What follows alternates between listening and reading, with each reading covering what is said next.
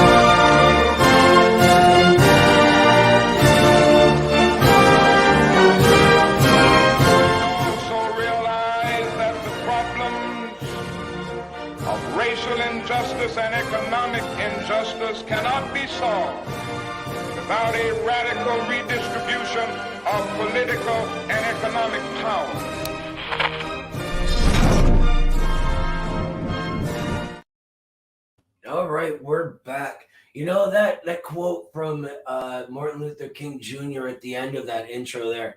I say this all the time. It always gets me. The problems of racial injustice and economic injustice cannot be solved without a radical redistribution of political and economic power. And what we're learning in this class is why that is and how we can get there, right? And King was basically the leader of our progressive forces throughout the Civil Rights Revolution era. And I don't know, I just always get kind of inspired and ready to fight every time I hear him speak. But tonight we are doing the education that makes that fight possible. As Lenin tells us, right, there is no revolutionary movement without the most advanced revolutionary theory. And that's what we're learning here. So I want to say hi to everybody in the class. Welcome back. So excited to have you guys all here for our final night on our pamphlet on Stalin's Dialectical and Historical Materialism. We're a little behind schedule on the syllabus, so I apologize about that. And yeah, we'll be going an extra 2 weeks to sort of make up for that. So next week and the week after, we'll be covering what the reproletariat is and what reproletarianization is, as well as the purity fetish. And we'll have Carlos Garrido as a guest speaker that night, which I'm really looking forward to. Anyway, I want to mention before we get going also that we now have a selfie account. So if anyone wants to, help us out there. Oh, I already mentioned that, didn't I? I'm very stupid. I apologize. Bad memory. Anyway, let's just get right into it, right? Section 3 is the final section of this pamphlet. It's called Historical Materialism, and I'm going to begin reading directly from the pamphlet. After the last few weeks, it now remains to elucidate the following question. What, from the viewpoint of historical materialism, is meant by the conditions of material life of society, which is, in the final analysis, determine the physiognomy of society, its ideas, views, political institutions, etc. What, after all, are these conditions of material life of society? What are their distinguishing features? If you guys remember last week, Stalin kept using that term, material life of society. And here we go. There can be no doubt that the concept conditions of material life of society includes, first of all, nature, which surrounds society, geographical environment, which is one of the indispensable and constant conditions of material life of society, and which, of course, influences the development of society. I'm sorry, I lost my place. What role does geographical environment play in the development of society? Is geographical environment the chief force determining the physiognomy? I don't even know how to pronounce that word, by the way, of society. I've only read that, by the way. Anyway, is geographical environment the chief force determining that physiognomy of society, the character of the social system of man, the transition from one system to another, or isn't it? Historical materialism answers this question in the negative. Geographical environment is unquestionably one of the constant and indispensable conditions of development of society, and of course influences the development of society. It accelerates or retards its development, but its influence is not the determining influence in as much as the changes in development of society proceeded at an incomparably faster rate than the changes in development of geographical environment, right? In the space of 3,000 years, 3 different social systems have been successfully superseded in Europe: the primitive communal system, the slave system, and the feudal system. In the eastern part of Europe and the USSR, even 4 social systems have been superseded. Yet during this period, geographical conditions in Europe have either not changed at all or have changed so slightly that geography really takes no note of them. And that is quite natural. Changes in geographical environment of any importance require millions of years, whereas a few hundred or a couple of thousand years are enough for even very important changes in the system of human society. It follows from this that geographical environment cannot be the chief cause, the determining cause of social development. For that which remains almost unchanged in the course of tens of thousands of years cannot be the chief cause of development of that which undergoes fundamental changes in the course of a few hundred years. So what he's saying here, basically, he's describing what these things are and what the actual changes are, but describing what they're not, right? And he's been doing this all throughout the pamphlet. A mountain doesn't move much over the course of 1,000 years, right?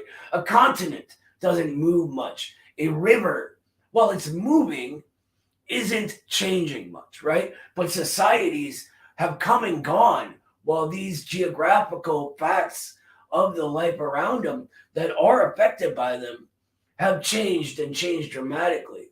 So what he's saying is that what determines that change and how it takes place can't be that geographical environment. Does anyone have any questions on that?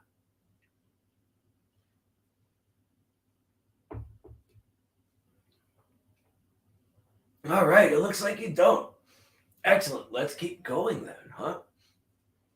It follows from this: the geographical environment cannot be the chief cause, the determining cause of social development. Oh, wait, I just read that. I'm so sorry. Out of it today. It was a long day at work. I was working in the sun. Anyway, further, there can be no doubt that the concept, conditions of material life of society, also includes growth of population, density of population of one degree or another. For people are an essential element of the conditions of material life of society. And without a definite minimum number of people, there can be no material life of society. Is growth of population the chief force that determines the character of the social system of man, or isn't it?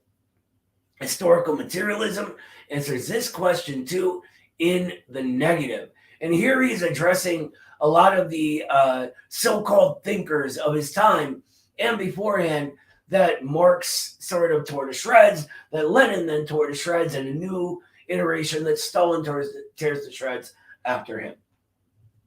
We always have to do with reaction and people with not just incorrect ideas, but lies about what we say and the inability to challenge what we say. Of course, growth of population does influence the development of society, does facilitate or retard the development of society, but it cannot be the chief force of development of society.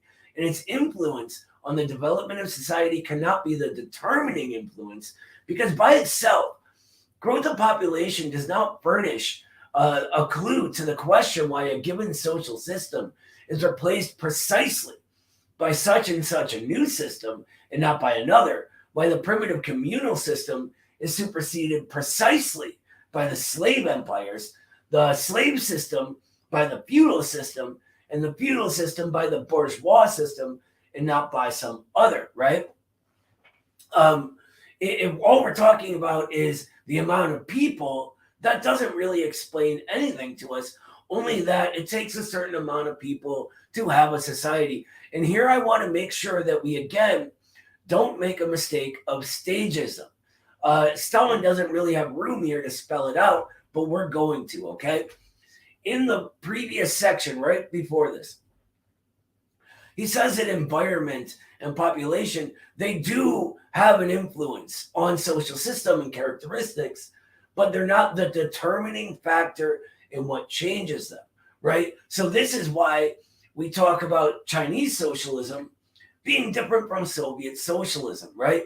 Why we could have the Asiatic mode of production, as they used to call it, over in the East, and the feudal system over in the West, because a lot of things influence how they develop, and it is the general laws that we're getting at right now and getting to what this chief determining force is that define that change. So when we talk of the primitive system being superseded by the slave empires and then by feudalism, we have to remember there are different forms of different stages, right? It's not just one thing, then another thing, then another thing in all of reality. That's just not how the world works, right? And if you ask Stalin, he'd tell you the same thing. But he's writing a very short pamphlet here, so doesn't really have time to get into it. Anyway, if growth of population were the determining force of social development, then a higher density of population will be bound to give rise to a correspondingly higher type of social system. But we do not find this to be the case, right? The density of population in China is 4 times as great as in the USA. Yet the USA at that time stood higher than China in the scale of social development. For in China, there was a semi-feudal system still prevailing, whereas the USA had long ago then, and long ago now, reached the highest stage of the development of capitalism. And now it's even reached the highest stage of that highest stage, which we'll learn about next week. The density of population in Belgium is 19 times as great as in the USA, or was at the time, and 26 times as great as in the USSR. Yet the USA stood higher than Belgium in the scale of social development. And as for the USSR, Belgium lags a whole historical epoch behind them, right? For in Belgium, the capitalist system prevailed, whereas in the USSR, they'd already done away with capitalism and set up a socialist system. So it follows from this that growth of population is not and cannot be the chief force of development of society, the force which determines the character of the socialist system, the physiognomy, however you pronounce it, of society. And I would love someone who knows how to pronounce it to correct me. Anyway, we get on to section A now. Does anyone have any questions about the population densities and stuff like that? Go ahead, Saul. I don't really have a question, but it's kind of more of a theoretical, or maybe a theory, that the difference between Juche and socialism with Chinese characteristics have to do with population and geography. That if for example, if China took on the Juche idea, it would be insane, because there's no way, to be that large of a power with that many people in the world, they couldn't possibly, it would be very hard to maintain. Whereas North Korea is a smaller group, smaller population, and is neighboring China, so they're able to maintain a more Juche style of economy, or what is developed as Juche, I guess. That's a good point. I think, though, that the way I view sort of the Juche idea, Mao Zedong thought, American Marxism here, are all sort of particular forms of Marxism itself, right? Marxism, during the era of imperialism, becomes Marxism-Leninism, right? So in this, we see the particular form of Bolshevism arise, right? And then in China, due to their natural, everything else, they can lead factors but are not the determining force. It creates a different form of this Marxism that brings in a different form of socialism, right? There's a relationship between thought and idea and the material life of society that Stalin keeps describing, right? So the Juche idea can only arise in Korea, right? It didn't arise in China. It didn't arise here. Mao Zedong thought can only arise in China. It didn't arise here. It didn't arise in Korea. American Marxism can only arise here in the US rather than in China or in Free Korea or wherever. So there's always a sort of universal, which is Marxism-Leninism, and a particular, which is American Marxism, Juche idea, etc. And this creates a relationship with how we interact with the social systems around us and where we sort of interject and create policy, things like that. Go ahead, though. I see another question. That was just to add on that sometimes Juche is referred to as Kim Il-sungism, Kim Jong-ilism. So that, it's just a different form of Marxism, as you said. Precisely. Because some people in the basics of Marxism class, I'm going to hopefully not asininely assume, but some people have never heard of Juche. But you can think of it as, another form of Marxism in the context of Korea. Very, very good point to add, Sam. Thank you. I'm something of a nerd that is always surrounded by this, so sometimes I forget stuff like that. Yeah. Kim Il-sung was the leader of the Korean Revolution, right? And it's his thought that gives rise to Kim Jong-il and all of the thought that follows. And that's part of their thing, Juche idea. That's what it's called. Anyway, are there any other questions or comments before we move on and figure out what that chief determinant force is? All right, great. Sam, you can put your hand down. I think you still have it up accidentally. What then, Stalin asks us, is the chief force in the complex conditions of material life of society, which determines the physiognomy of society, the character of the social system, the development of one society from one system into another. This force, historical materialism holds, is the method of procuring the means of life necessary for human existence, the mode of production of material values, food, clothing, footwear, houses, fuel, instruments of production, etc., which are indispensable for the life and development of society. In order to live, people must have food, right? Clothing, footwear, shelter, fuel, etc., right? In order to have these material values, people need to produce them.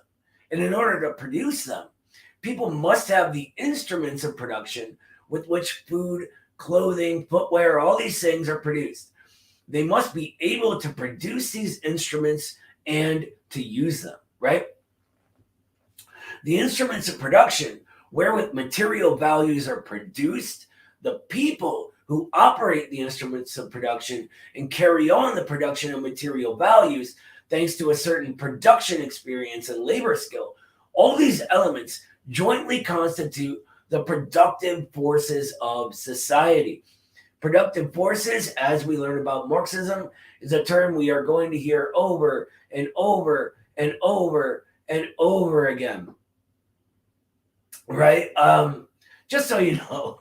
But the productive forces are only one aspect of production, only one aspect of the mode of production, or what kind of production it is, right? An aspect that expresses the relation of men to the objects or people, not just men these days, right? To the objects and forces of nature, which they make use of for the production of material values.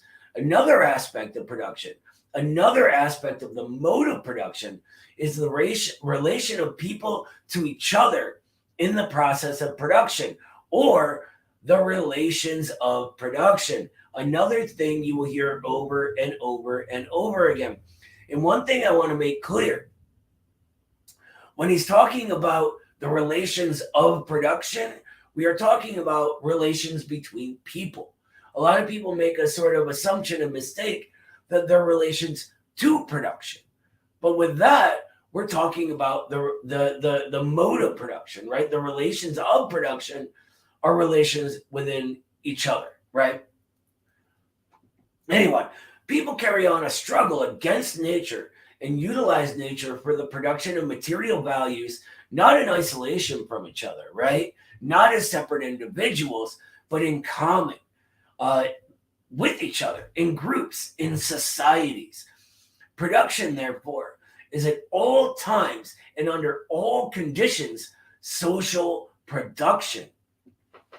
In the production of material values, people enter into mutual relations of one kind or another within production, into relations of production of one kind or another. These may be relations of cooperation and mutual help between people who are free from exploitation. They may be relations of domination and subordination. And lastly, they may be transitional, right, from one form of relations of production to another. But whatever the character of the relations of production may be, always and in every system, they constitute just as essential an element of production, as the productive forces of society do. Marx says, in production, men not only act on nature, but also on one another. They produce only by cooperating in a certain way and mutually exchanging their activities. In order to produce, they enter into definite connections and relations with one another, and only within these social connections and relations does their action on nature, does production take place. Consequently, production, the mode of production, embraces both the productive forces of society and people's relations of production, and is thus the embodiment of their unity in the process of the production of material values. And remember, right above this, he describes what those material values are, right? Does anyone have any questions that come to mind, or things that this made them think about, anything like that?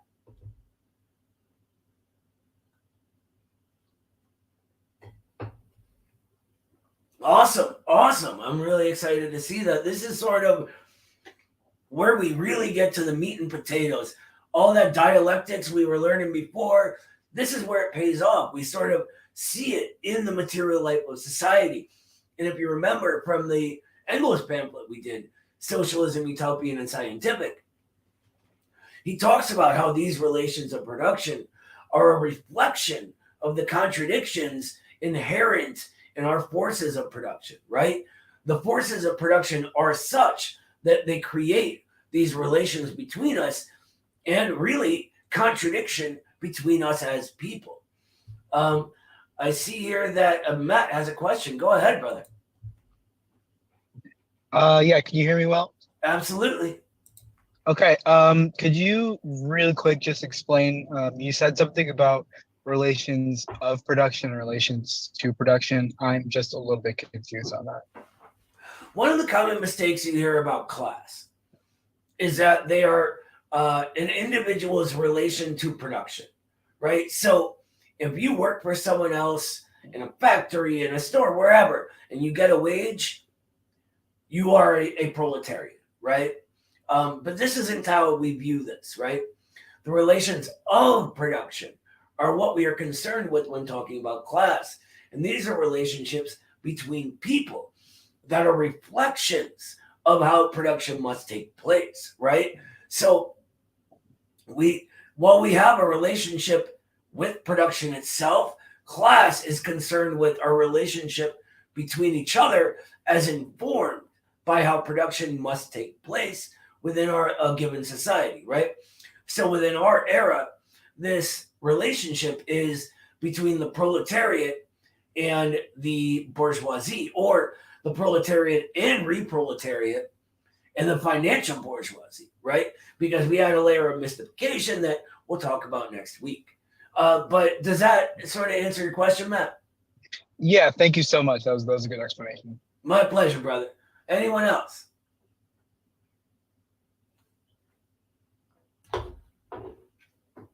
All right, great to see. Excuse me. Let's keep moving, huh? We're going to move into section B, which is the first feature of production. Does anyone want to read for us?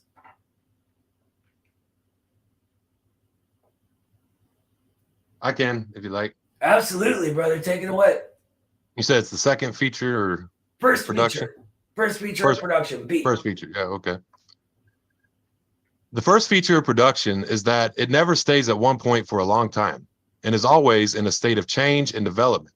And that, furthermore, changes in the mode of production inevitably call forth changes in the whole social system, social ideas, political views, and political institutions. They call forth a reconstruction of the whole social and political order. At different stages of development, people make use of different modes of production, or, to put it more crudely, lead different manners of life. In the primitive commune, there is one mode of production. Under slavery, there is another mode of production. Under feudalism, a third mode of production, and so on. And correspondingly, men's social system, the spiritual life of men, their views and political institutions also vary. Awesome. Let me interrupt you real quick. So this is part of what we've been learning all along, right? That the way we go about our life is all based on these relationships, which are based on how we go about interacting with the development of property, right? Property is what we're concerned with in production. In capitalism, that's private property, right? Property owned by one or a small handful of people, individuals. And then socialized production which must take place on a social level, meaning that we engage in relationships with each other and with those owners. This is basically the main core of how we think about how everything in society happens, right? We eat certain foods because of this, right? Fast food would not have developed without this mode of production, right? Forks even develop because of the way we interact with production and follows technology, right? All of these things we get more and more advanced, then blah, blah, blah, things change. But I'm noticing here someone has a question. Go ahead, Sam. Can you hear me? Yep. Okay. Just to give an example to what you were saying with material conditions changing and having a greater impact is when physical formats for music continue to develop, when they were able to record, way back when, as you say, in the oldie times or whatever. Oldie timey, olden times. Yeah. Yeah, the oldie timey, olden times. When physical formats expanded, they could record longer tracks. So composers, writers, songwriters, bands started to experiment because physical format, the material element, developed. But before that, they were limited to the physical format. So that's a great example if anyone's interested in seeing that development, how physical formats all the way up from to the VHS to the CD and all of that fun stuff. Absolutely. And we got a little, thank you for adding that, by the way. That's really interesting stuff. I love learning about all that stuff. For me was fantastic as a musician. Anyway, we got a YouTube comment from Covert Commander here who says this would be a good segue to bring up Marxist theory of alienation and estranged labor.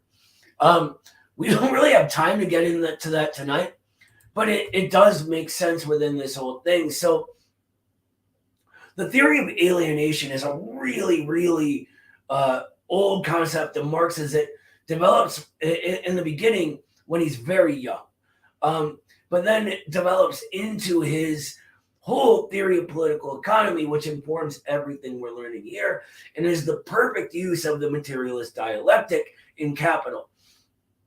And just to sort of give you the bits and pieces, even society itself gets alienated from itself because of this property, right? And the whole process of society is overcoming that contradiction we now have between each other through these different modes of production, advancing and advancing and advancing. When we talk about alienated labor, estranged labor, what we mean is people get alienated from their labor because the value it creates, and this is a real vulgarization, so we can go into this deeply another time. I just want to hit the main points. Basically, when we do labor, when we create a commodity, we're putting that value of that labor into the commodity. It is then no longer ours. That commodity is the property of the capitalist. So we have all these people creating all of this value, and all of it really is what we call alienated or estranged labor. That's why you'll hear Marxists often say the value is nothing other than alienated labor. Thank you for that, Cobra Commander. It was a very good thing to add. But do you want to continue in the pamphlet, Saul? Sure. Whatever is the mode of production of a society, such in the main is the society itself, its ideas and theories, its political views and institutions. Or to put it more crudely, whatever is a man's manner of life, such is his manner of thought.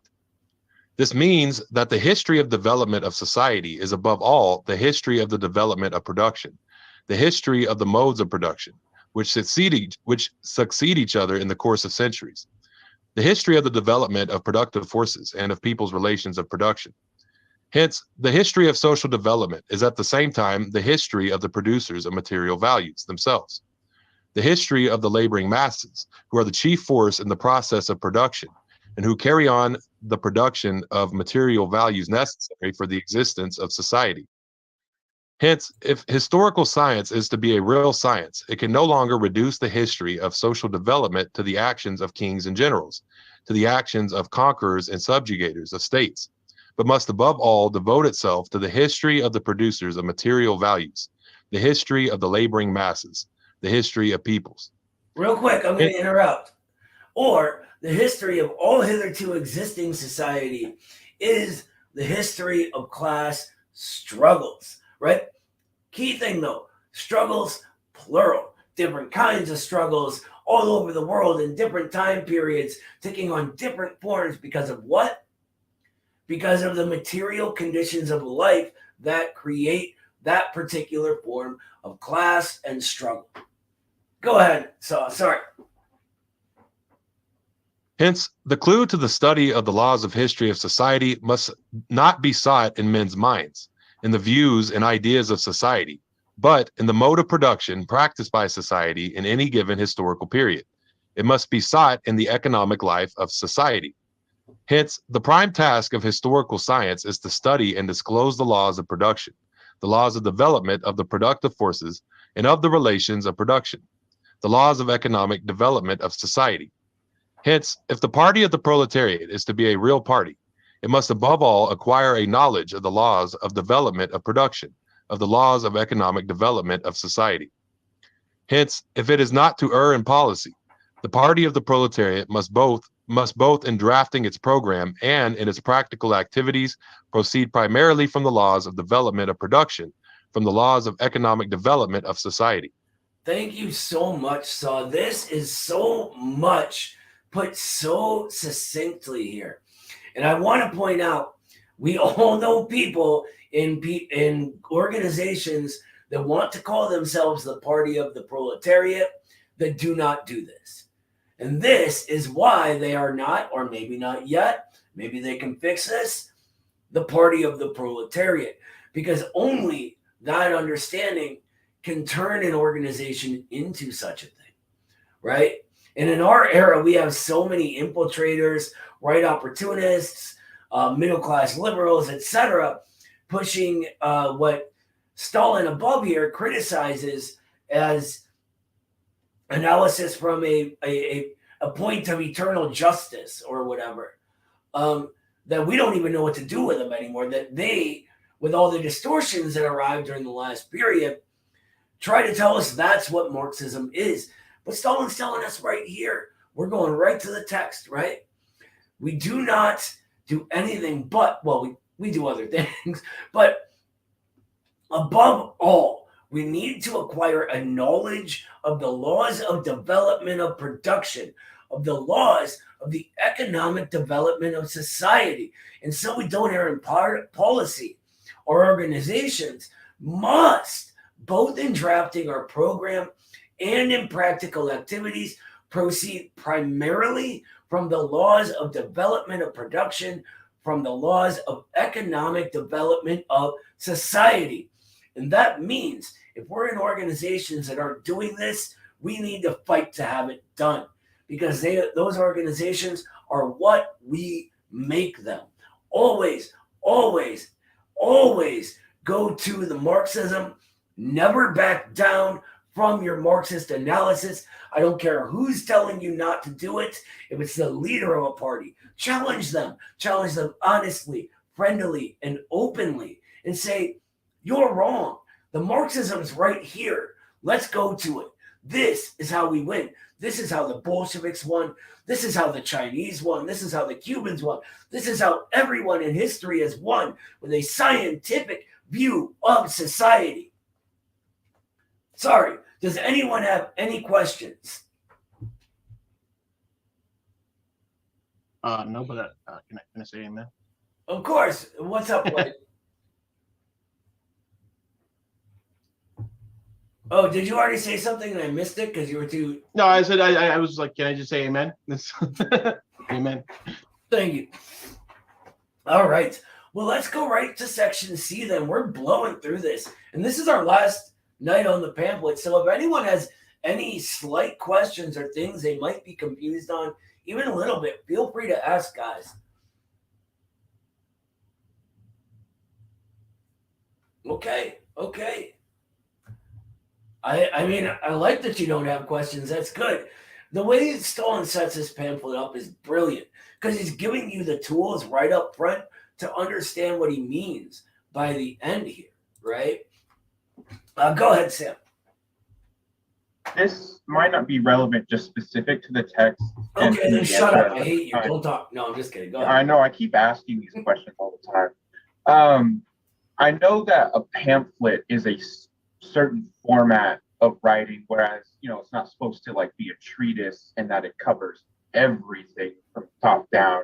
Do you know if you could just give a little explanation of, versus reading Socialism, Scientific, and Utopian? That was more of like a book. It was extracts from a book. That one's kind of hard to track down its history, but could you just give a little expo on a pamphlet? On this pamphlet, or the difference between a pamphlet and like the olden times Marxist pamphlets? I'm not sure what. The oldie timey thingy. Yeah. Okay. Yeah. So these short, sort of longer than an essay, but not as long as a book, pieces have historically been called pamphlets in Marxism, and it's not like a pamphlet that you get from someone trying to sell you a new bed, right? It's not like that. It's a little longer. What they would do is pass these short things out, having printed them, or give them away with newspapers, or collect them, that kind of thing. So people didn't have to sit down and read a whole book. And a lot of that was because a lot of people were not literate at the time. A lot of people didn't have the time to sit down and read every book, right?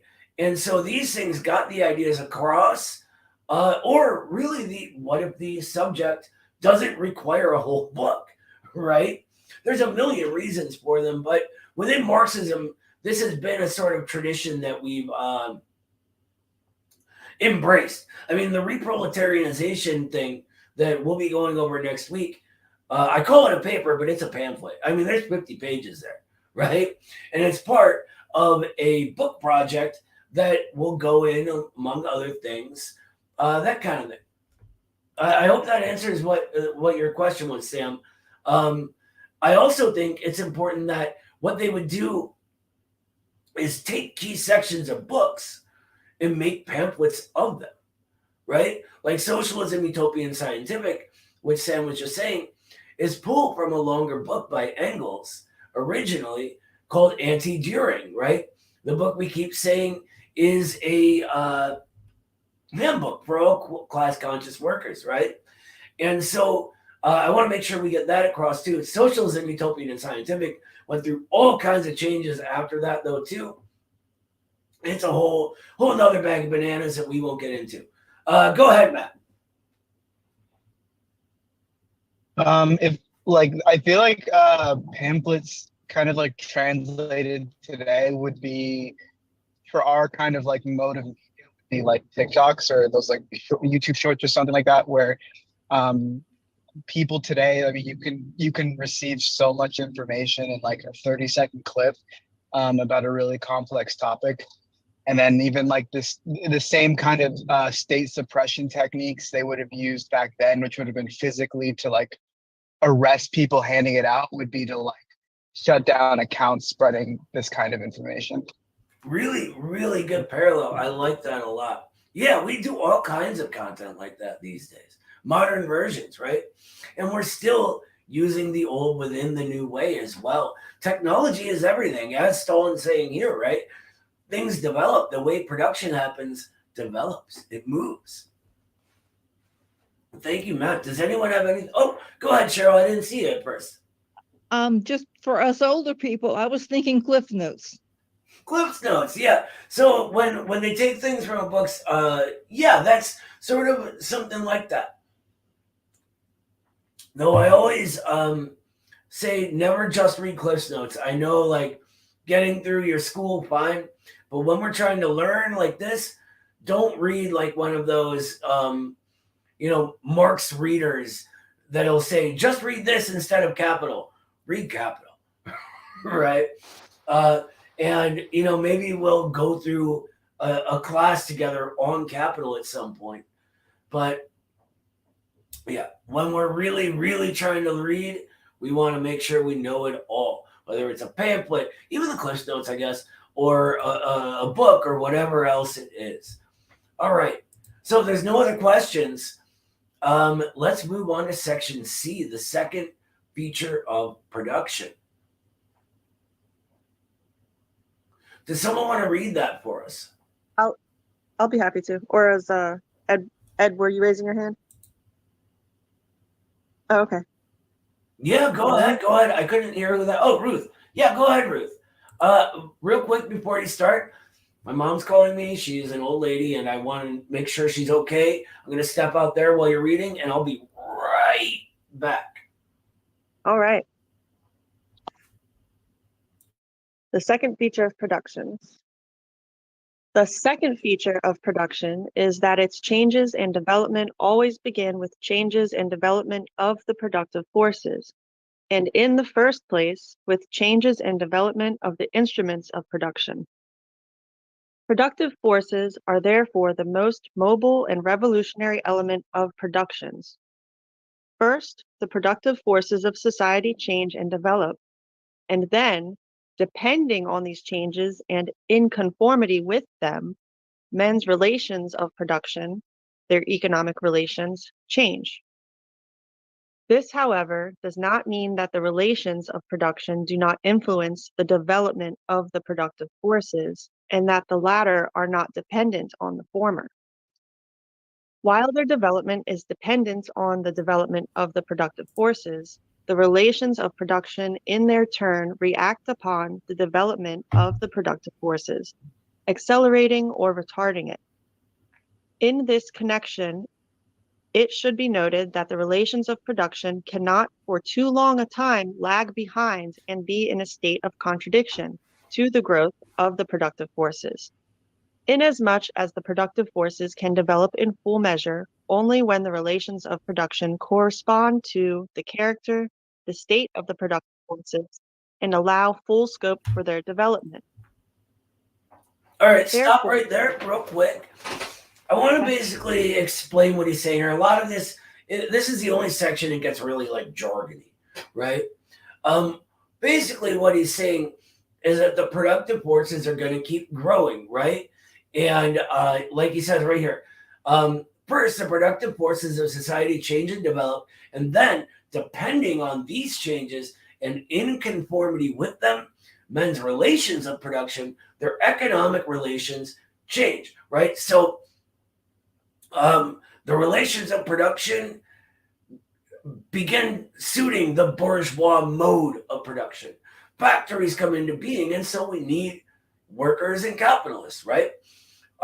But as this continues developing, we get to a point where the relations of production get outmoded by the forces of production, right? So that's how we saw the change from feudalism to capitalism, right? We saw the relations of production, those feudal relations, not being able to make sense anymore, right? And so they were outmoded by the growing forces of production because those old relations of production were allowing the development of the productive forces. So if you think about it, that's a sort of back and forth interconnection. Or another thought device, Lenin's development in spirals, right? We go around on both, affecting each other, and then getting to a top point. The negation of the negation, or the new thing arriving from the old due to that contradiction we were just discussing. That is a contradiction. And we seem to be arriving at that kind of point right now, which we will get into next week. But if you want to keep reading from there, Ruth, go right on ahead.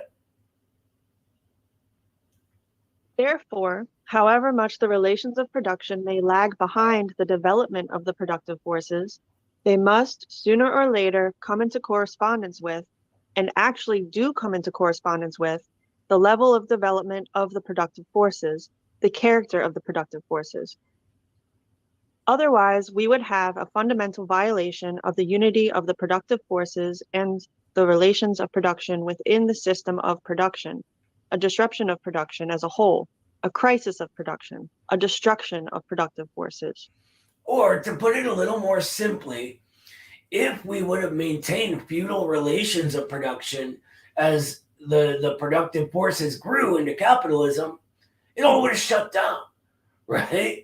It wouldn't have been possible. All those productive forces coming into being would have basically gotten destroyed. We would have gone backwards, had a reaction, right? I'm going to continue from here. Thank you so much, Ruth. That was awesome. An instance in which the relations of production do not correspond to the character of the productive forces, conflict with them, is the economic crises in capitalist countries, where private capitalist ownership of the means of production is in glaring incongruity with the social character of the process of production, with the character of the productive forces. This results in economic crises, which lead to the destruction of those productive forces. Furthermore, this incongruity itself constitutes the economic basis of social revolution, the purpose of which is to destroy the existing relations of production and to create new relations of production corresponding to the character of those productive forces. Now, this may not make sense to you because capitalism's gone on, right? There has not been a social revolution in the USA. We're going to answer that question next week with reproletarianization and our addressing of the middle classes, which sort of paper over this contradiction and the destruction of those productive forces for a time, right? It holds off the contradiction and allows these productive forces to develop until they're past the point of being able to go on anymore and have outmoded our capitalist relations of production. Anyway, in contrast, an instance in which the relations of production completely correspond to the character of the productive forces is the socialist national economy of the USSR, where the social ownership of the means of production fully corresponds to the social character of the process of production, and where, because of this, economic crises and the destruction of productive forces are unknown. Now, some people may be watching this and going, wait a minute, that's not right. The USSR had tons of crises. Look it up. No economic crises, right? What they had was not a crisis of how the productive forces worked in relation to the relation of production or relations of production, but blockades, right? They weren't able to get goods they needed.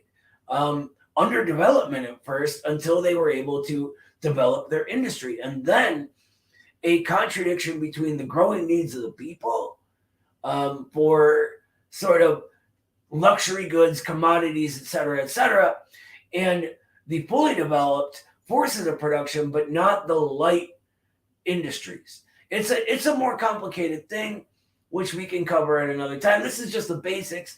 I just want to make sure that you guys know there are answers to all of these questions. If you have them, feel free to ask and we'll go over it.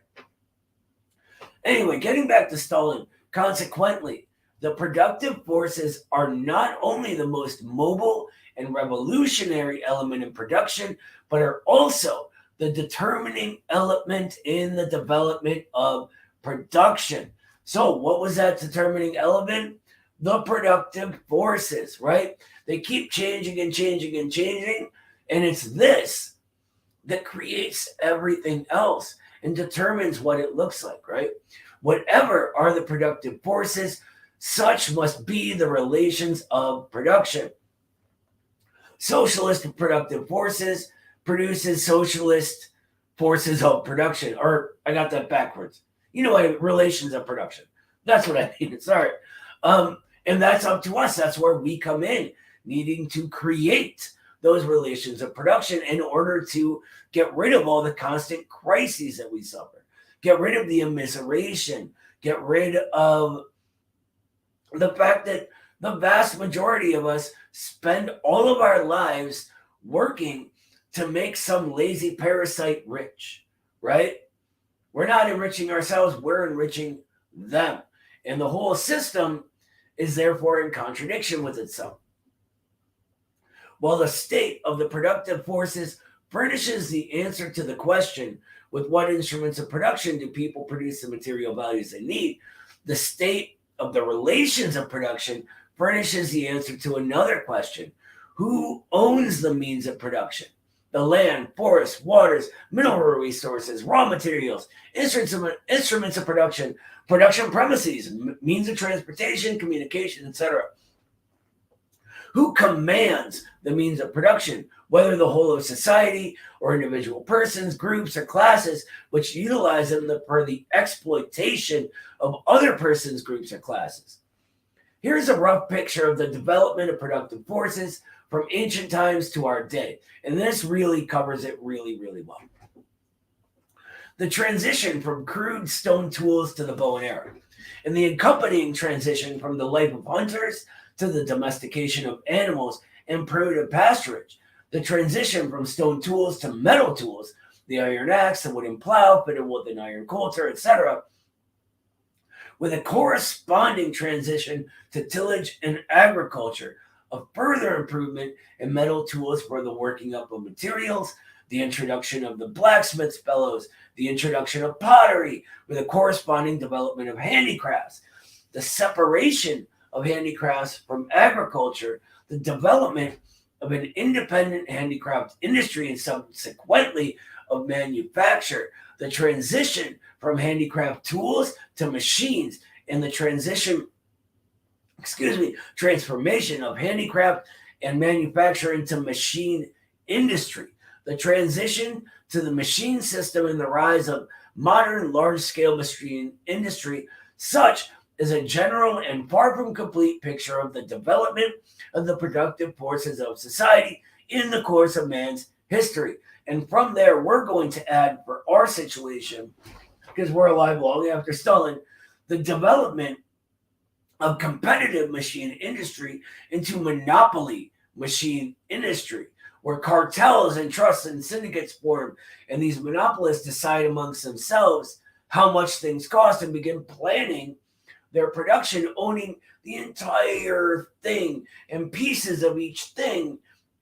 This then develops into financial capitalism, and where we are now, where investment and speculation is now the primary mode of capital accumulation for our ruling class. Anyway, sorry.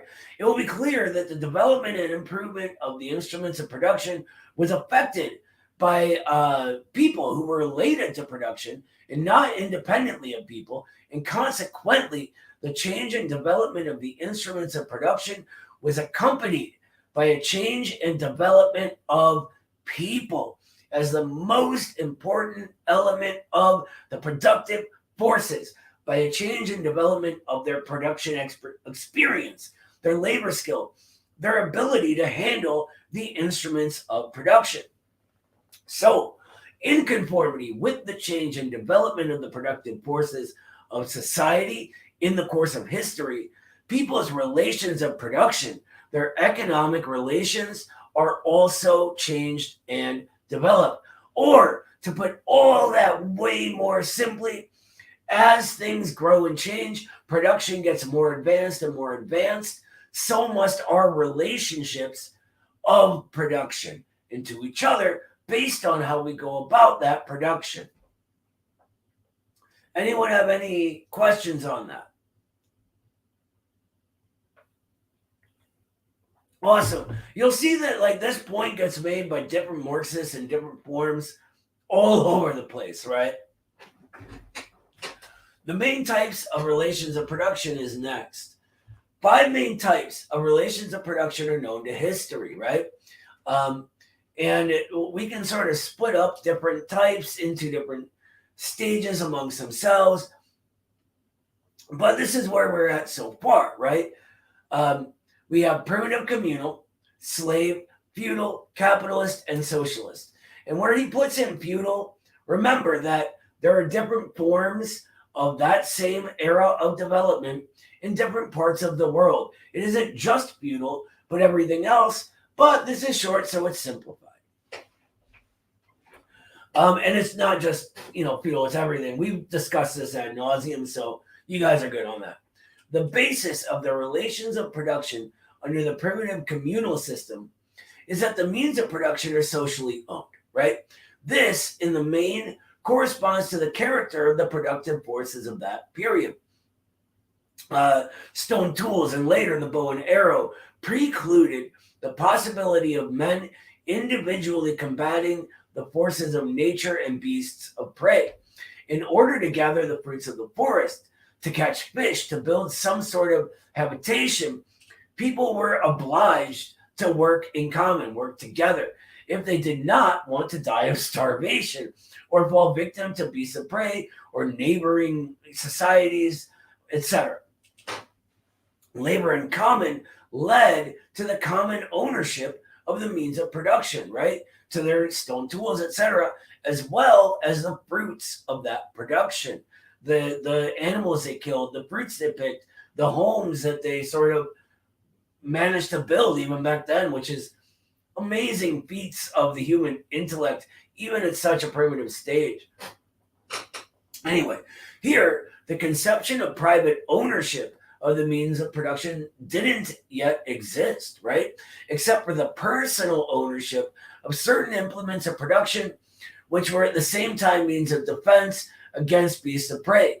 Hence, there was no exploitation, no classes.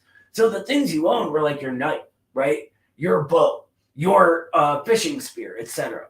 And these were the same things you used to make other things, right? We hadn't yet gotten advanced enough to where private property could even occur to us, right? And it wouldn't make sense to them in that era to have such a thing. It would seem zany and wild, right? The basis of the relations of production under the slave system is that the slave owner owns the means of production. He also owns the worker in production, the slave whom he can sell, purchase, or kill as though he were an animal. Such relations of production in the main correspond to the state of the productive forces of that period. Instead of stone tools, people now had metal tools at their command. Instead of the wretched and primitive husbandry of the hunter, as he calls it, which is a weird oldie-timey phrase I don't like. But anyway, who knew neither pasturage nor tillage, there now appeared pasturage, tillage, handicrafts, and a division of labor between these branches of production. That division of labor is important. That's an important step in our history, right? Before this stuff developed, people had no idea how animals moved and migrated, how we could go about tilling, etc. Well, then, there appears a possibility of the exchange of products between individuals and between societies in this period, of the accumulation of wealth in the hands of a few. That is important, right? That's what gives rise to people owning people. Something as despicable as that. Guess where it came from, right? Anyway, to get back to what he's saying, the actual accumulation of the means of production in the hands of a minority and the possibility of subjugation of the majority by a minority and the conversion of that majority into slaves. Here were no longer found the common and free labor of all members of society in the production process. Here, there prevails the forced labor of slaves who are exploited by the non-laboring slave owners. Here, therefore, there is no common ownership of the means of production or of the fruits of production. It is replaced by private ownership. Here, the slave owner appears as the prime and principal property owner in the full sense of the term. The thing became its opposite with the development of property, right? The old relations outmoded, blah, blah, blah. You know all this. Rich and poor, exploiters and exploited, people with full rights and people with no rights, and a fierce class struggle between them. Such is the picture of the slave system. For every slave owner, we had uprisings. For each, farm that had people being owned, working on it, we had a Spartacus, things like that, right? The basis of the relations of production under the feudal system is that the feudal lord owns the means of production. It does not fully own the worker in production, the serf, whom the feudal lord can no longer kill, but whom he can buy and sell. Alongside of feudal ownership, there exists individual ownership by the peasant and the handicraftsman of their instruments of production, and private enterprise based on that personal labor. Such relations of production in the main correspond to the state of the productive forces of that period, right? That's where we were at. That's what it produced. Further improvements in the smelting and working of iron, the spread of the iron plow and the loom, the further development of agriculture, horticulture, viniculture, and dairying, the appearance of manufactories alongside the handicraft workshops. Such are the characteristic features of the state of those productive forces, right? Basically, we're showing that development, that change was created. The new productive forces, demand that the laborer shall display some kind of initiative in production and an inclination for work, an interest in work. The feudal lord therefore discards the slave as a laborer who has no interest in work and is entirely without initiative, and prefers to deal with the serf, who has their own husbandry, implements of production, and a certain interest in work essential for the cultivation of the land and for the payment in kind of a part of their harvest to the feudal lord, right? That's how it worked then. Rather than doing exactly what the slave owners said, the serf, the peasant, would go about, tilling the land, doing all this, making harvests, all these things, producing handicrafts, and then whatever they weren't using, they would give to the lord in exchange for protection and all that other nonsense. Anyway, I mean, I shouldn't say nonsense, but that's the basics of it, right? Let's see, the new productive forces. Oh, I said just that. Here, private ownership is further developed, right? Exploitation is nearly as severe as it was under slavery. It is only slightly mitigated. A class struggle between exploiters and exploited is the principal feature of the feudal system. You guys picking up a pattern here? I know you are. The basis of the relations of production under the capitalist system is that the capitalist owns the means of production, but not the workers in production. The wage laborers, whom the capitalist can neither kill nor sell because they are personally free, but who are deprived of means of production and, in order not to die of hunger, are therefore obliged to sell their labor power to the capitalist and to bear the yoke of exploitation. Alongside of capitalist property, in the means of production, we find it first on a wide scale private property of the peasants and handicraftsmen in the means of production. These peasants and handicraftsmen no longer being serfs, and their private property being based on personal labor. In place of them, the handicraft workshops and manufactories, there appear huge mills and factories equipped with machinery. In place of the manorial estates tilled by the primitive implements of production of the peasant, there now appear large capitalist farms run on scientific lines and supplied with agricultural machinery. So, the new productive forces require that the workers in production should be treated or better educated and more intelligent than the downtrodden and ignorant serfs, that they be able to understand machinery and operate it properly. What he's saying here is that we get educated only insofar as the ruling class can use us. That is why the education system right now is so pitiful, why things get dumbed down, why we're only taught to be good workers and do what they need from us. We're not actually taught this right here. We're not taught to look at society scientifically or think critically. We need to go to that on our own. We are taught what they need from us so they can exploit us. This is always how it is. When they didn't need that, they didn't teach us anything. Once they needed it, they taught us a little bit, right? This is also why one of the first things communist movements always do as they come into power is educate the people. Everyone has a right to this, to be fulfilled as a human being and actually learn and know things. Sorry about the rant. That shit just pisses me off. Bucket, I don't apologize for swearing. Pisses me off. Anyway, therefore, the capitalists prefer to deal with wage workers who are free from the bonds of serfdom and who are educated enough to be able to properly operate that machinery. Again, but having developed productive forces to a tremendous extent, capitalism has become enmeshed in contradictions which it is unable to solve.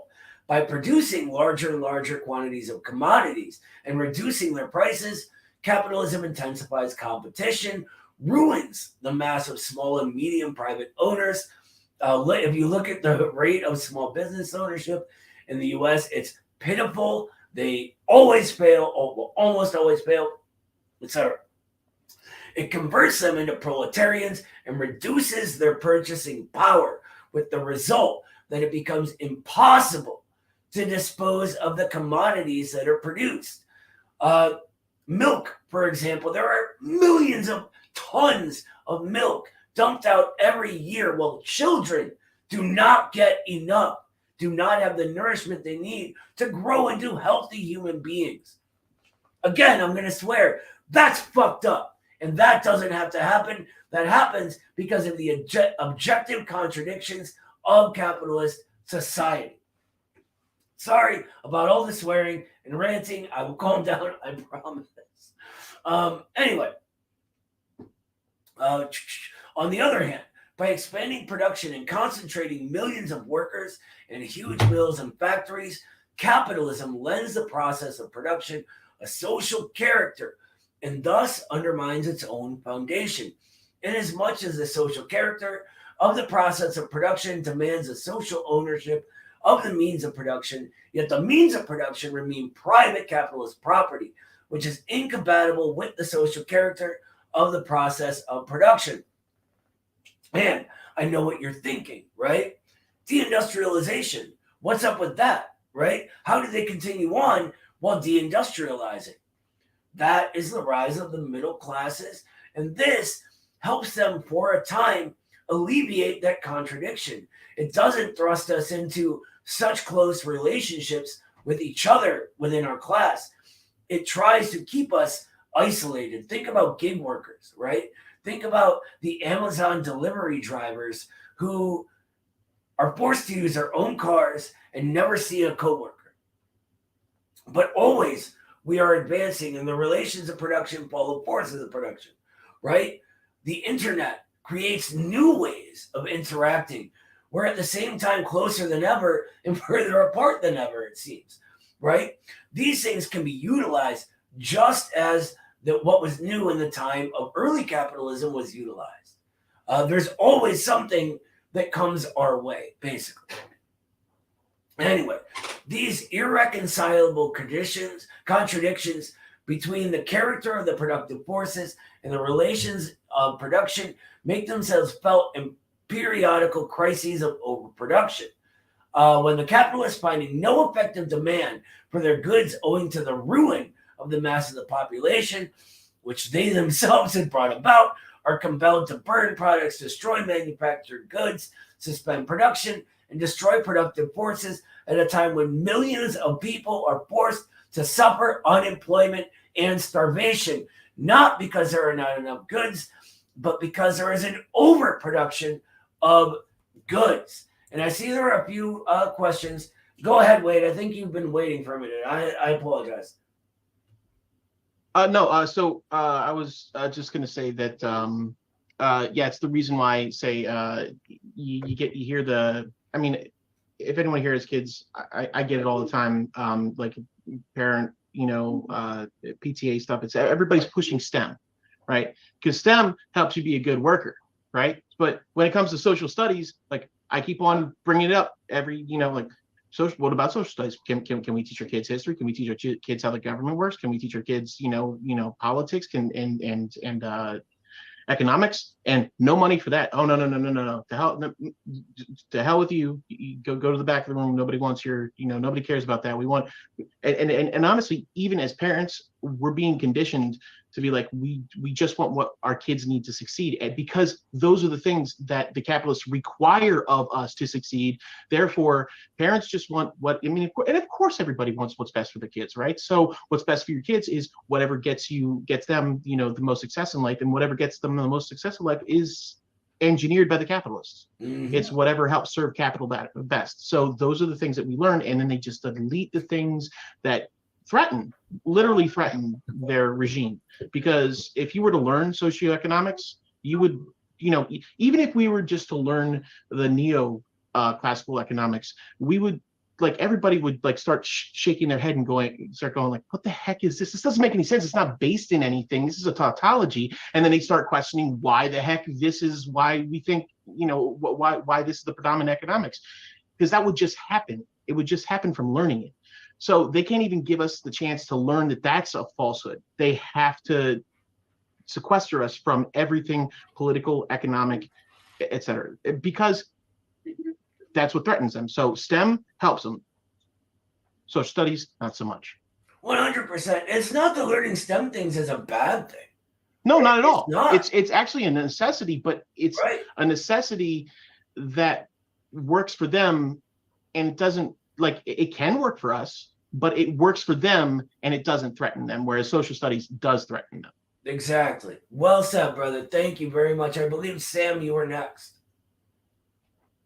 Yeah, that was just going off of what Wade has said, in that I myself in my undergraduate studies entered in with liberal arts degree, taking history classes and political science classes, and not even being well into it, the offers that were mentioned about going into think tanks, where all of your academic knowledge, all of your academic rigor, anything you are interested in would be completely sapped to serving that think tank. And that's something I've been trying to contend with higher academia, is how under the organization of society, capitalist society, even when you reach those upper echelons of academia, it's still about extrapolating what from your mind, what can be put into, furthering capital gains. So I was just, Wade was already hitting it on the nose, as Noah would say, precisely, fella. You're absolutely correct. Precisely, brother. I think that's a good point. What is there to do when your interest, and I just dropped my pen, which is very important to me. Oh, hold on. When your interest is in understanding society and how it works, right? All they can filter you into is one of these institutions of the enemy, that a real understanding of society will teach you are institutions of the enemy. And that is why institutions like the one we're building here at Midwestern Marx are so important. We want to be the counter of that, the institution of the people that is interested not in the class interests of the ruling class, but in the well-being of everybody. And that's why we would never take some sort of money from millions from whatever. Why it needs to be, everybody donating what they can when they can. And no, that doesn't make us a lot. We all work full time, but that's what it takes. And we are interested in creating the sort of change that doesn't have to keep going on in the future, right? Which reminds me, go donate on the Patreon or Selfie if you have anything at all. If you can't, don't worry about it. Not a big deal. But thank you to everyone who does. We genuinely appreciate it. I don't know who was next, so there's a lot of you right now. Ed, go ahead, brother. Yeah, a couple things going off what Wade had shared.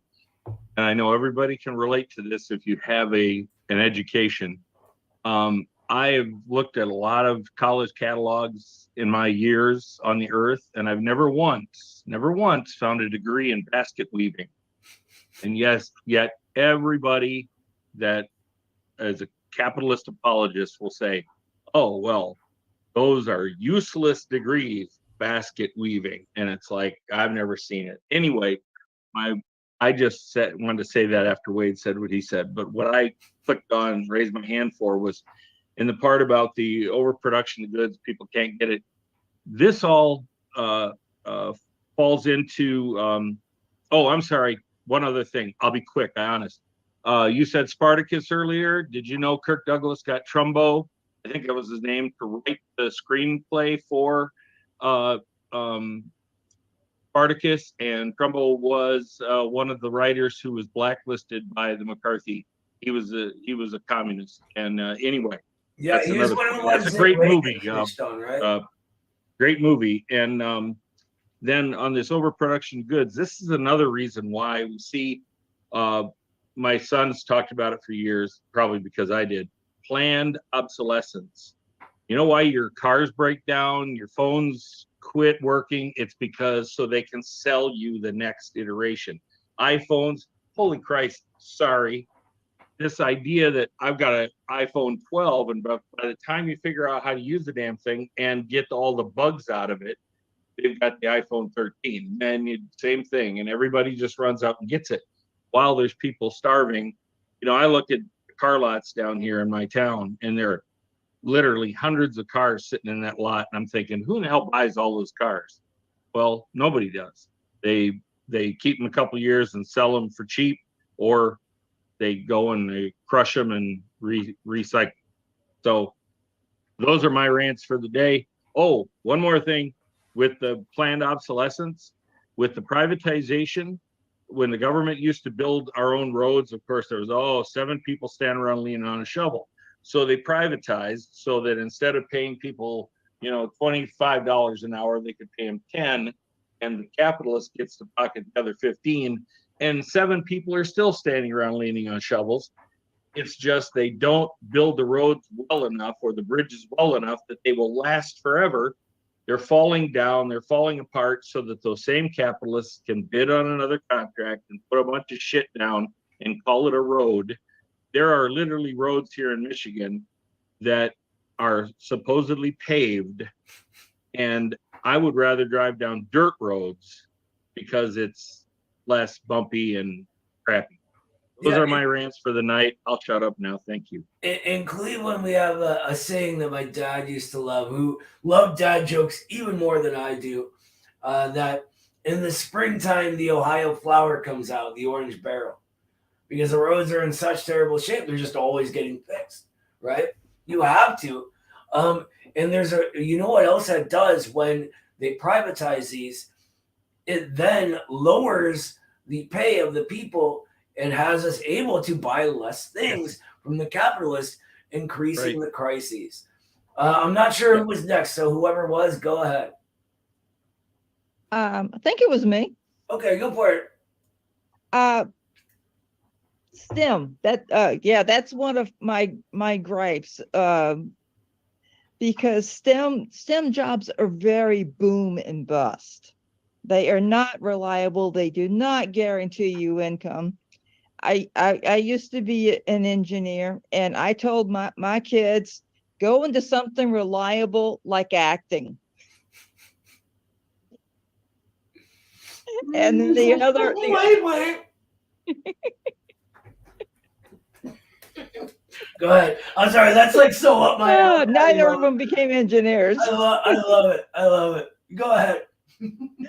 But and the other thing is, they keep talking about the destruction of milk, and it keeps reminding me, have you ever seen what cows nowadays look like?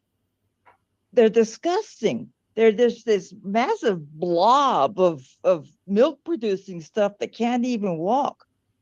Yeah, there's a lot of really horrific things that bourgeois it's just wrong. do. It's unnatural, and it's based in profits. And while they're doing that, they're producing more milk, much milk, that they toss out millions of tons. And that doesn't make any rational sense. Well, a fifth of American children are going hungry. And let's not even get into the countries that our ruling class holds in states of underdevelopment, right? We don't even have time to go into all that suffering. That's just right here, right in our faces. And the milk, these monstrous things that resemble cows can't possibly be as good as the milk from actual real cows. Right. Well, here's one thing, and this will scar you for life. If you ever look up pictures of what KFC's chickens look like. Oh, I used to raise chickens in my backyard, and yeah, I know about the battery cages. It makes you physically cringe. Chickens are wonderful little creatures and great pets. Okay, so I don't know about all that. I like my cat. He's probably back here somewhere, but anyway, thank you, Cheryl. Thank you very much. Whoever was next, go ahead.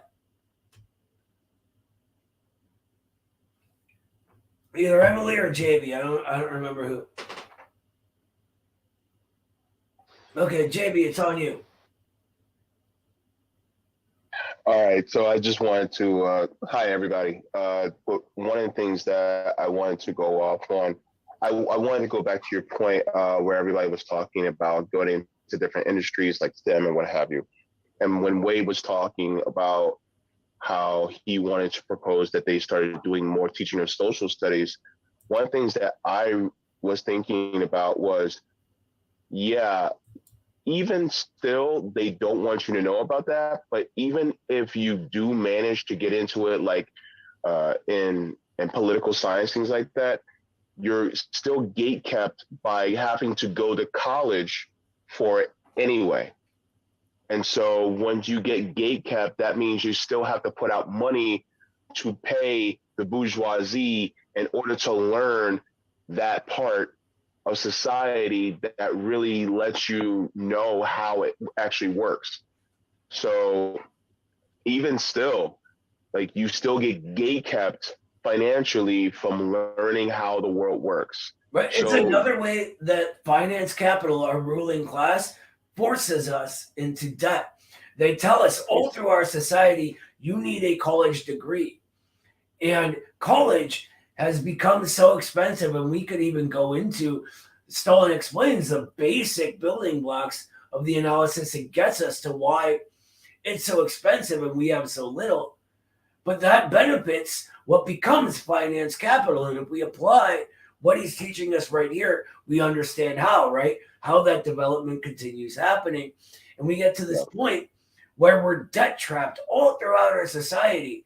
We need this college degree to live a good life. And so we go into debts, making money for these parasites that had no value to the equation, not even like the industrial bourgeoisie did, right? They had nothing. They're the perfect parasite taken to its highest form. Yeah. Thank you very much for that. Thank you. Well, you go ahead, so. And by the way, I like the tie, JV. You're very fancy today.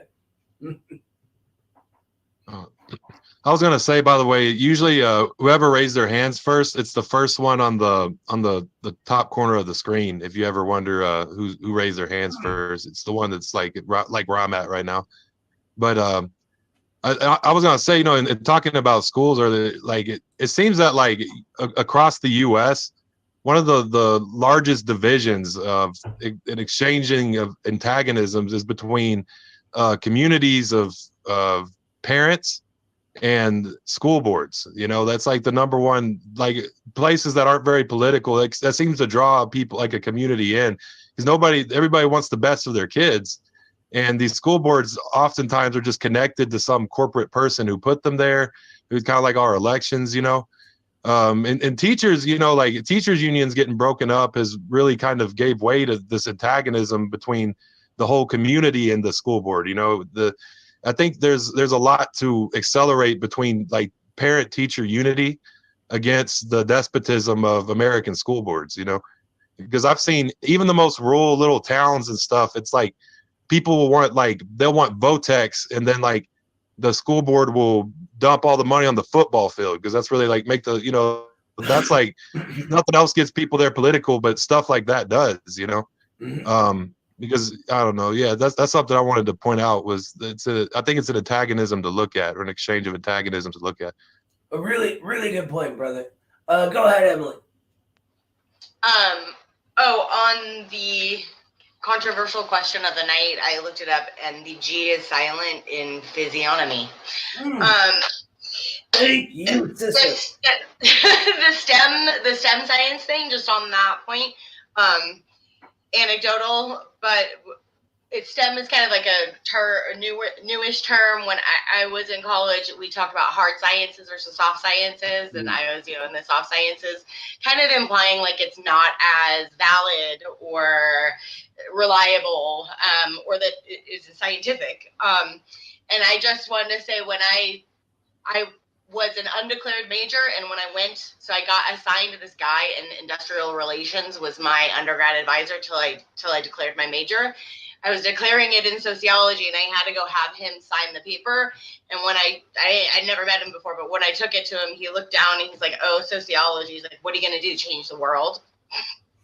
So I tell him goddamn right I am. Shitty attitude. Yeah, exactly. Goddamn right I am.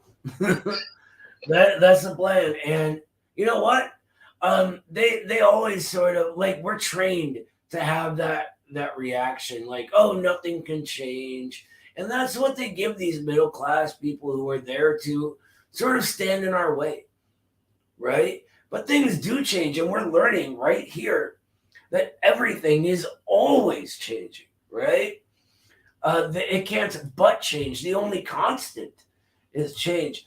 But let's get back in for now, because we're almost to the third section, and then we'll be done. There's a lot left, so I want to make sure we get to this. I just lost our place though. Oh no. Give me a second here. I apologize. Oh wait, are we in the third feature of production already?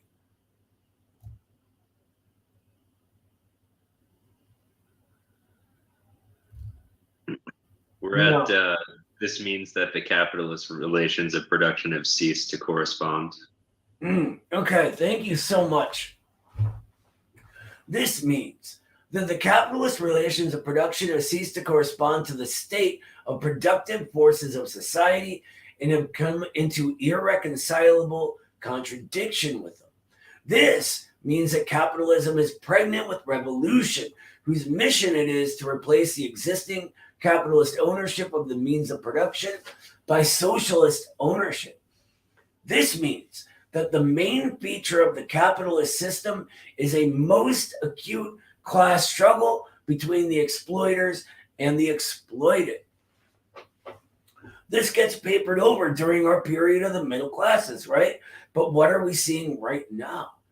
That struggle becoming most acute once again, right? We saw recently the biggest protest demonstration in American history. All that is missing is us, is organization and education that can take all of this momentum, this impossibility of going forward in the old way, and turn it into a revolution. That's all we need. And we're right here doing that work. Anyway, the basis of the relations of production under the socialist system, which so far has been established only in the USSR and nowadays in other places, is the social ownership of the means of production. Here, there are no longer exploiters and exploited. The goods produced are distributed according to labor performed. On the principle, he who does not work, neither shall he eat. Here are the mutual relations of people in the process of production are marked by comradely cooperation and the socialist mutual assistance of workers who are free from exploitation. Here, the relations of production fully correspond to the state of productive forces, where the social character of the process of production is reinforced by the social ownership of the means of production. So, real quick, I want to say that he's not talking about people who can't work here, but the bourgeoisie, the old landowning kulaks, etc., that wanted to do no work and have everyone else work for them. Basically, what he's saying is, guess what? You're one of just like everybody else now. You'll have to deal with that, rich boy. That's it. That's what he's saying. Just so we know. The Soviet Union was an example of taking care of elderly people and disabled people, stuff like that. For this reason, socialist production in the USSR knows no periodical crises of overproduction and their accompanying absurdities, the ones we were all just talking about. For this reason, the productive forces here develop at an accelerated pace. For the relations of production that correspond to them offer full scope for such development. The USSR broke every record in development that existed, right? They developed at a pace nothing else in the world had seen, and only China has matched since then. Such is the picture of the development of men's relation of production in the course of human history. Such is the dependence of the development of the relations of production on the development of the productive forces of society, and primarily on the development of the instruments of production, the dependence by virtue of which the changes and development of the productive forces sooner or later lead to corresponding changes and development of the relations of production, right? Or as things advance, so do our relationships. He's going to quote Marx here. The use and fabrication of instruments of labor, says Marx, although existing in the germ among certain species of animals, is specifically characteristic of the human labor process. And Franklin therefore defines man as a tool-making animal. Relics of bygone instruments of labor possess the same importance for the investigation of extinct economical forms of society as do fossil bones for the determination of extinct species of animals. It is not the articles made, but how they are made that it enables us to distinguish different economical epochs. Instruments of labor not only supply a standard of the degree of development to which human labor is attained, but they are also indicators of the social conditions under which that labor is carried on. And whenever anyone tells you Marx was just an economist, this right here is showing you how much research he did into anthropology. And he was corresponding with the anthropologists of that era, just so you know. Further, Marx goes on, social relations are closely bound up with the productive forces. In acquiring new productive forces, people change their mode of production. And in changing their mode of production, and changing the way of earning their living, they change all their social relations. The hand mill gives you society with the feudal lord. The steam mill, society with the industrial capitalist. There is a continual movement of growth in productive forces, of destruction in social relations, of formation in ideas. My bad. I had to write something down. The only immutable thing is the abstraction of movement. Speaking of historical materialism as formulated in the Communist Manifesto, Engels says, economic production and the structure of society of every historical epoch necessarily arising therefrom constitute the foundation for the political and intellectual history of that epoch. Consequently, ever since the dissolution of the primeval communal ownership of land, all history has been a history of class struggles, of struggles between exploiting and exploited, between dominated and dominating classes at various stages of social development. This struggle, however, has now reached a stage where the exploited and oppressed class, the proletariat, can no longer emancipate itself from the class which exploits and oppresses it, the bourgeoisie, without at the same time forever freeing the whole of society from exploitation, oppression, and class struggles. This is why Marx and Engels focus on the proletariat. We've developed to the point where the overcoming of class itself is in the interest of the exploited class. What he's saying here is that, as we've been saying all along, relations of production following the forces of production changing come into contradiction with each other, right? And create a new thing. And that creates a new era, new ideas, new ways of doing things, etc.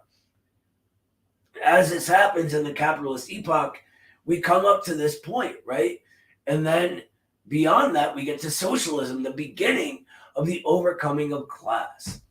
We are now on the third feature of production. And I would love for somebody to take it away reading for 1 second while I call my mom back again.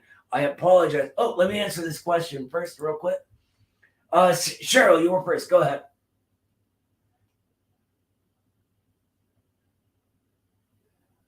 You're muted. Now I got it. It seems as though that the change of production from the primitive to the slavery and the feudal was almost sort of inevitable. It just sort of a flow with things, and it just sort of evolved and happened. But the change from capitalism to socialism is going to take some serious resistance against the flow and fighting what it wants to do? Well, that's a good question. If you remember, that change from feudalism to capitalism didn't kind of just happen. There were huge revolutions, violent wars all over the world. In the U.S., we overthrew the British colonizer. In France, they overthrew the aristocracy, instituted the First Republic, the English Civil War, all of these places. In China, I forget why I'm spacing on which rebellion it was called, but it doesn't matter. So always there's a revolution. There's a relationship between the exploited classes and the exploiters, and the interests of new things as they develop that lead to the overthrow of the old system. Right now, this can happen through votes these days, like it did in Venezuela, right? Or by a violent revolution or whatever. What we're talking about as revolution is always just the whole change of one thing. Yeah, but it seems as though this change is going to have to be a deliberate change. You know, we think we want change and we do something about it, as opposed to it just sort of starts picking up steam and goes on along its way. Wait till we get till next week and I explain why we're getting to that revolutionary moment now. Why our forces of production or our relations of production are now being outmoded by the forces of production. Why technology and finance have developed to the point where we can't go on with this boss-owner relationship anymore. The entire history of bourgeois USA, and we'll get into the color line and struggle against racism too, but it has been the bourgeois class trying to do everything it can to get rid of that contradiction while we're struggling for our own interests at the same time. This comes to a head, remember, as communist societies are there in the other parts of the world, right? After the struggle against fascism, and we get the creation of the middle classes, right? Which allows that to sort of gives capitalism some breathing room. But that's ending now. The middle classes are dying out. And now it's putting us in this new revolutionary position where we aren't just really saying we have to change, but we genuinely, concretely have to change, right? This also occurs to us too. The conditions create how we look at them, the way we go about resolving problems, etc. But that was a very important thing to add. Thank you, Cheryl. Wade, go ahead, and then I want you to keep reading after we're done with the talk. So I was just gonna say, you're right. It's coming. It's not just because we're reproletarianizing, because we are as a nation. We've gotten to the point where the middle class has all but disappeared. And whatever semblance of the middle class, like they just, what they're doing is they're calling poor people the middle class at this point. So we've all become extraordinarily poor, and they're just like, oh no, you're still the middle class. You're still the middle class. So keep running on the hamster wheel, and none of us are buying it anymore, because it's like, yeah, I'd be middle class sure if I could reasonably feed my kids and not have to worry about a $600 like emergency, basically putting everything in jeopardy. But that's not the case. I mean, oh yeah, sure, I got technology, but that's the technology that's required of me so that I can do the work that you need me to do. I'm not in the middle class, and a lot of people are waking up to that idea. But I was going to say this. So there's the reproletarianization, but then there's also, and this is from like a way the heck zoom out, but a technological and geopolitical revolution happening on the other side of the world, and their geopolitics is creating exportation of development, which development ousts monopoly. When monopoly is ousted, then imperialism is threatened. It starts to disintegrate, and it's already disintegrating. We're already seeing that. And so we're actually on the verge we truly are on the verge of the bourgeoisie giving way. Very, very, very true. And that's part of what is leading them towards sort of destroying the middle classes here, right? They can do nothing else as development is happening all over the world, as the anti-imperialist bloc rises, as communist China rises, right? It can't but undevelop them, and they need to spread out. Anyway, can you keep reading from the third feature of production, Wade, while I call my mom back again real quick? By the way, guys, I apologize about having to call her. She's old, and it's not an emergency, but I really need to help her through this. That's all. Where did we leave off? D, the third feature of production. Oh, straight up. Okay. The third feature of production. The third feature of production is that the rise of new productive forces and of the relations of production corresponding to them does not take place separately from the old system. After the disappearance of the old system, but within the old system, it takes place not as a result of the deliberate and conscious activity of man, but spontaneously, unconsciously, independently of the will of man. It takes place spontaneously and independently of the will of man for two reasons. Firstly, because men are not free to choose one mode of production or another, because as every new generation enters life, it finds productive forces and relations of production already existing as the result of the work of former generations, owing to which it is obliged at first to accept and adapt itself to everything it finds ready-made in the sphere of production in order to be able to produce material values.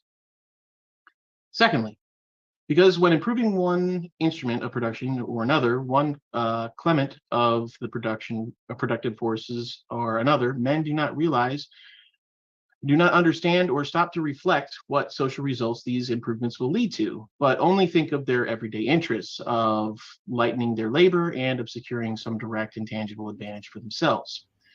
When, gradually and gropingly, certain members of primitive communal society passed from the use of stone tools to the use of iron tools, they, of course, did not know and did not stop to reflect what social results this innovation would lead to. They did not understand or realize that the change to metal tools meant a revolution in production, that it would, in the long run, lead to the slave system. They simply wanted to lighten their labor and secure an immediate and tangible advantage. Their conscious activity was confined within the narrow bounds of this everyday personal interest. When, in the period of the feudal system, the young bourgeoisie of Europe began to erect alongside of the small guild workshops large manufactories and thus advance the productive forces of society, it, of course, did not know and did not stop to reflect what social consequences this innovation would lead to.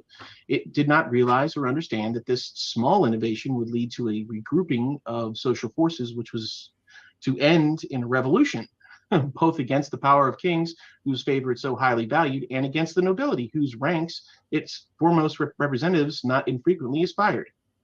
It simply wanted to lower the cost of producing goods, to throw larger quantities of goods on the market of Asia and of recently discovered America, and to make bigger profits. Its conscious activity was confined within the narrow bounds of this commonplace practical aim. When Russian capitalists, in conjunction with foreign capitalists, energetically implanted modern large-scale machine industry in Russia, while leaving Tsardom intact and turning the peasants over to the tender mercies of the landlords, they, of course, did not know and did not stop to reflect what social consequences this extensive growth of productive forces would lead to. They did not realize or understand that this big leap in the realm of productive forces of society would lead to a regrouping of social forces that would enable the proletariat to effect a union with the peasantry and to bring about a victorious socialist revolution. They simply wanted to expand industrial production to the limit, to gain control of the huge home market, to become monopolists, and to squeeze as much profit as possible out of the national economy. Their conscious activity did not extend beyond their commonplace, strictly practical interests. All right, thank you, Wade, for covering that. Accordingly, Marx says, in the social production of their life, that is, in the production of the material values necessary to the life of men, people enter into definite relations that are indispensable and independent of their will. relations of production which correspond to a definite stage of development of their material productive forces, right? So the relations of production correspond to that period of development, right? That creates everything else. This, however, does not mean that changes in the relations of production and the transition from old relations of production to new relations of production proceeds smoothly without conflicts, without upheavals. On the contrary, such a transition usually takes place by the means of the revolutionary overthrow of the old relations of production and the establishment of new relations of production. Up to a certain period, the development of the productive forces and the changes in the realm of the relations of production proceed spontaneously, independently of the will of men. But that is so only up to a certain point, until the new and developing productive forces have reached a proper state of maturity, right? After the new productive forces have matured, the existing relations of production and their upholders, the ruling classes, become that insuperable obstacle which can only be removed by the conscious actions of the new classes, by what Cheryl was talking about, right? Conscious actions of our class, by the forcible acts of these classes, by revolution. Here, there stands out in bold relief the tremendous role of new social ideas, of new political institutions, of a new political power, whose mission it is to abolish by force the old relations of production. What is the point of a communist party and our communist party? Abolition of those old relations of production. What is the point of the Midwestern Marx Institute? To do the education necessary to abolish those old relations of production. And I want you to remember what Engels says and what Marx say about abolition, right? All abolition is also at the same time a moment of creation. It cannot be one without the other. Of the old, always something new is born. Sorry, another rant. Anyway, where were we at here? Oh, here we go. Out of the conflict between the new productive forces and between the new productive forces and the old relations of production, out of the new economic demands of society, there arise new social ideas. Marxism, Marxism-Leninism, Mao Zedong thought, American Marxism, etc. The new ideas organize and mobilize the masses. The masses become welded into a new political army, create a new revolutionary power, and make use of it to abolish by force the old system of relations of production and to firmly establish the new system. The spontaneous process of development yields place to the conscious actions of people, peaceful development to violent upheaval, evolution to revolution. It is always both. Always both. The proletariat, says Marx, during its contest with the bourgeoisie, is compelled by the force of circumstances to organize itself as a class. By means of a revolution, it makes itself the ruling class, and as such, sweeps away by force the old conditions of production. What are we seeing happen right now, nowadays? No matter what wrong ideas parts of the working class may have, we are organizing in pursuit of our material interests. What it takes then is for us to produce in people that class consciousness that makes us organize not just as a class, but consciously as a class, right? And that's what it's all about. Further, Marx goes, the proletariat will use its political supremacy to wrest by degree all capital from the bourgeoisie, to centralize all instruments of production in the hands of the state, i.e. of the proletariat organized as the ruling class, and to increase the total of productive forces as rapidly as possible. I want to explain this. Remember, when we're talking about all of these things, that change is always happening. There is no such thing as the state as such, right? Our working class state we build in socialism is not the state of today, the bourgeois state of today. And even the working class state of 100 years from now will not be the working class state of right after the revolution. It's always in change, right? There is always change going on. This is why Marx makes sure to note that we wrest by degree all capital from the bourgeoisie. We take it bit by bit and bit until they have nothing left. And we centralize all production in the hands of the state. But that state can look however it looks, right? What if it looks like a bunch of us owning little businesses, right? That produce little goods that don't have to be in competition with everybody else. There's a million ways this can go down. This is part of the development of society.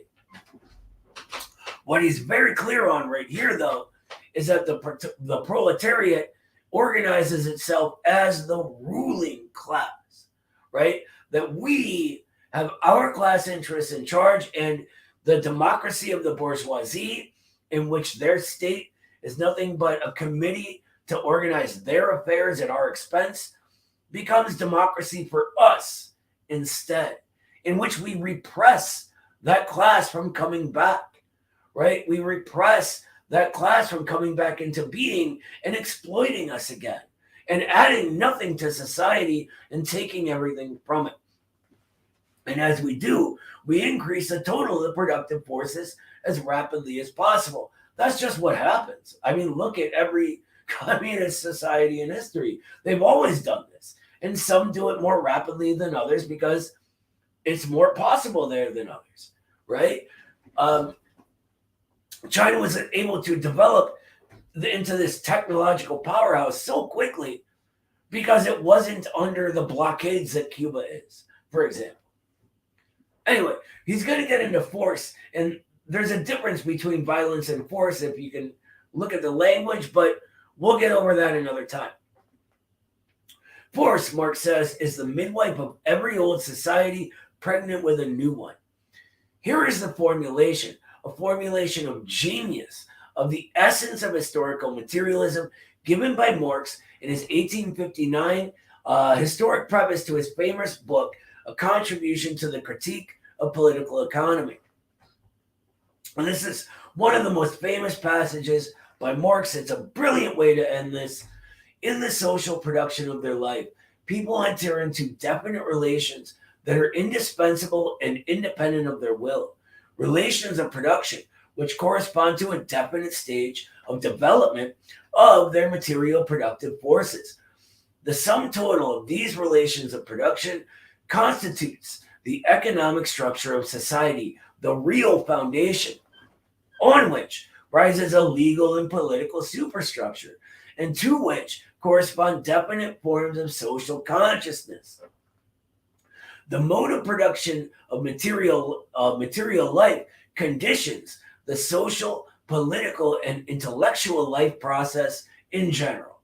It is not the consciousness of people that determines their being, but on the contrary, their social being that determines their consciousness.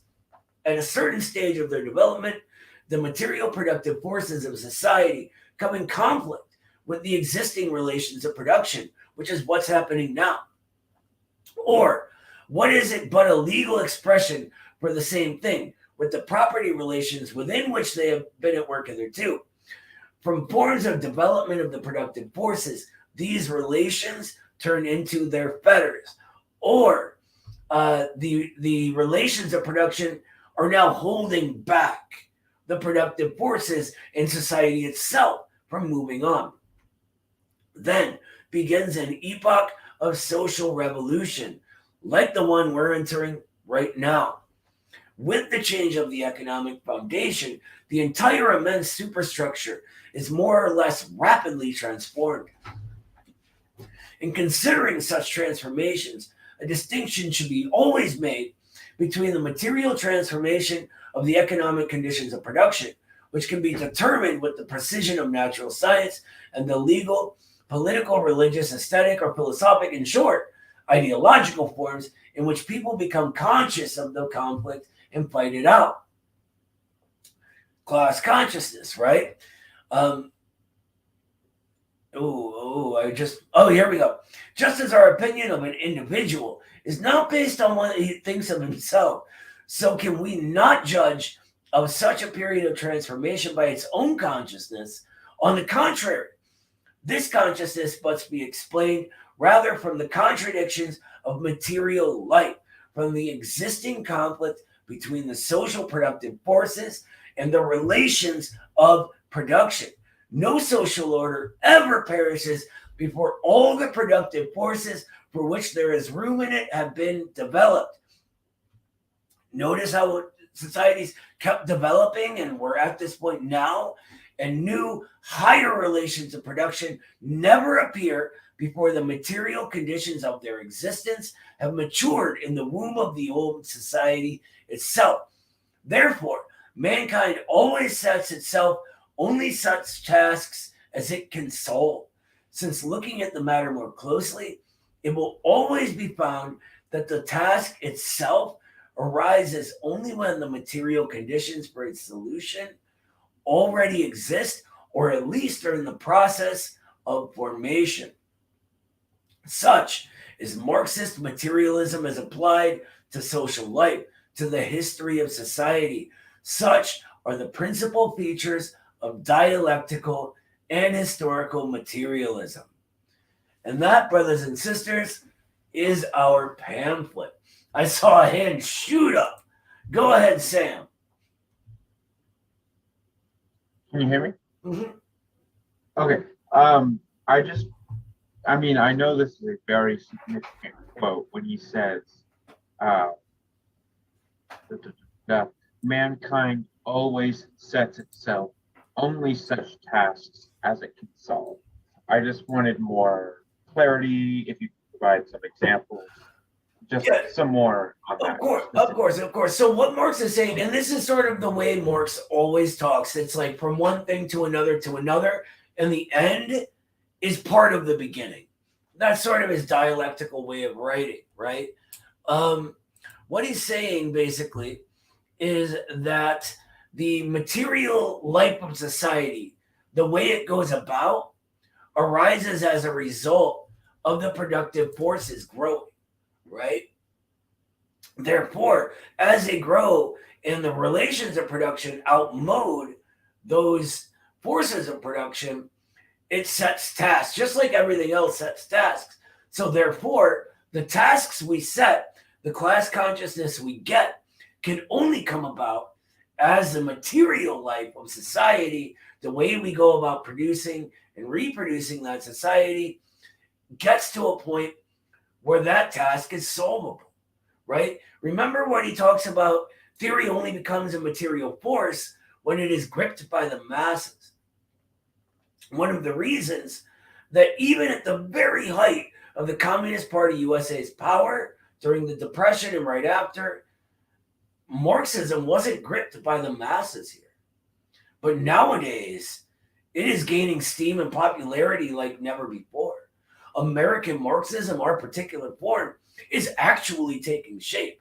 These are historic events that I think we're sort of trained not to look at like that. But that's what they are, right?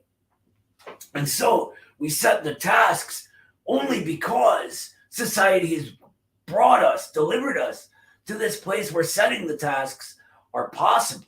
Therefore, we only set such tasks as we are capable of undertaking and carrying out.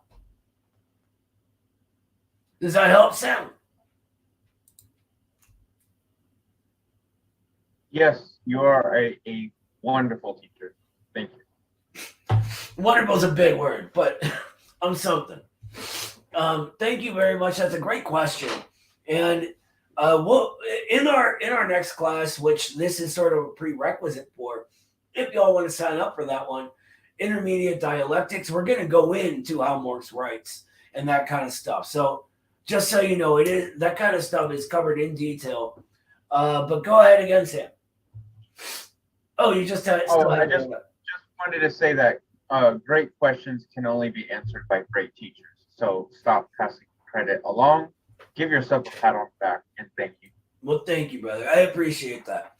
I worked all day outside, so my sinuses are going crazy. I apologize. Anyway, I want to thank everyone in the class. This pamphlet is one of my favorites of all time. It's one of the best, as I'm sure you all know pretty thoroughly now, the best ways to get our first sort of feet wet in what Marxism really is and how to scientifically understand the world. It began taking shape with those first couple essays.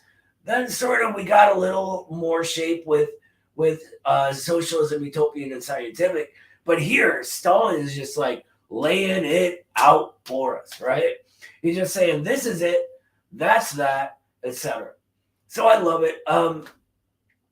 Next week, we are going to be going over our next thing, which is, and I'm looking at our syllabus right now, our first class in applying the outlook, which is the purity fetish. So that's going to be one led by Carlos Garrido, who is a very good friend of mine and one of the most brilliant Marxist thinkers I've ever had the pleasure of reading or editing or anything. He's going to hate that I say this, but I guarantee you that name will go down in American history. This book is important. Analysis of the purity fetish is important. And he's young and still doing this amazing work. So I'm really, really excited and looking forward to that. And yeah, we will see everybody next week. I'm going to play us out with the good old International class. Stick around and we'll hang out for a minute afterwards. Have a great night, everybody. Solidarity, and we will see you next week.